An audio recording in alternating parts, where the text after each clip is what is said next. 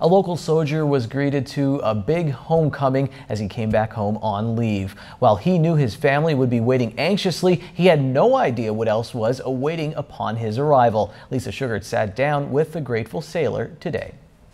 Well, today we are very pleased to have a very special guest in our studios, a member of the United States Navy, and this is Master of Arms 3rd Class Petty Officer Travis Moose from Beaver Meadows, which is also my hometown.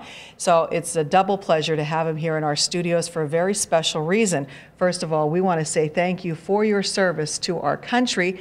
And I know that you're here to say thank you for some very special reasons, because he was treated to a very special welcome home this past Saturday, August 1st, which happens to be your 25th birthday. So first of all, congratulations for coming home and for serving our country. I know you're just on leave and heading back, but how does it feel to be home? Well, it's simply amazing. I can't even begin to describe in words the amazement at which I came home to.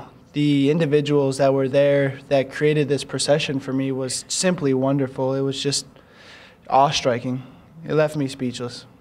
Now, your mom, Barb Moose, is off on the side. She won't come on camera with us, but she told us the story right before we went on the air as well. So this all started because your mom decided to hang a welcome home banner on the front of your house. So tell us then, your neighbor stepped in and decided they were going to do a special treat to welcome you home. So who was that neighbor and what did he do? Yeah, like you just said, my mom posted this banner outside that my aunt actually got for me. And the neighbor across the street, Joe Martizio, contacted a few of his friends that he rides motorcycles with, and they decided all to get together and create this procession for me. And before you know it, one thing led to another, and we had fire trucks involved. There was police officers involved, even local civilians, local individuals from West Hazelton, Beaver Meadows were outside cheering, waving flags. It was amazing. Now, your mom knew all this was happening, and then there was a further wrench in the whole thing because your flight was delayed. It was, yes. Once I got to Philadelphia, there was some issues with the crew coming back from Wilkes-Barre, delayed the flight an hour, hour and a half, then they changed it back, then they delayed it 2 hours after that. So it was a continual change. It became quite a headache, but it was all worth it in the end. Well, your delay helped them to gather even more and more people. So when did you first notice that all these people were here? Who did you see first and what went through your head? Once I came out of the terminal and started walking towards baggage claim, I saw my mom there, and then behind her was a procession of my family members, and then behind them was all the individuals that Joe contacted, and everybody was clapping and cheering. It was so overwhelming, you know. Seeing my mom there, she was crying. She was happy to see me, so that was amazing. And then all these other individuals that were in the airport just clapping to see me home, that was just beautiful, simply beautiful. Now, you're doing a tough thing. You're serving, you were in Greece, you told me, and so you're serving for our country. It's been tough being away from home. So how does it make you feel to know that what you're doing is so greatly appreciated? There's a lot of times us individuals who are in the armed forces, when we are overseas, it becomes a little overwhelming. You know, it's kind of difficult. You're away from family, you're away from home, your friends, everything that you've ever known and become conditioned to. It's just a different culture. It's something that you're not used to.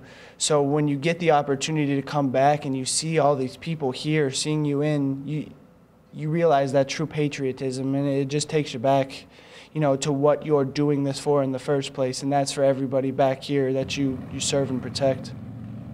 Well, we are just pleased. I learned of the whole escapade through West Hazelton Fire Chief Brian Carra, so I want to say thank you to him for letting us know your great story. And I also talked with Joe then about what had happened with you. You have to leave us very shortly because you're only home for a little bit. Yeah, I have about 28 days of leave on the books, and then I head off to Portsmouth, Virginia to join an expeditionary unit. From there, I'll be deploying again back overseas. So I'll be able to see some new places in the world. That's always amazing, and get to do some more hands-on sort of work that wasn't exactly available for me in Greece. But I guess it's always great to come home. Absolutely. It's amazing. They set the bar high. You're going to be expecting this now every time you come back, right?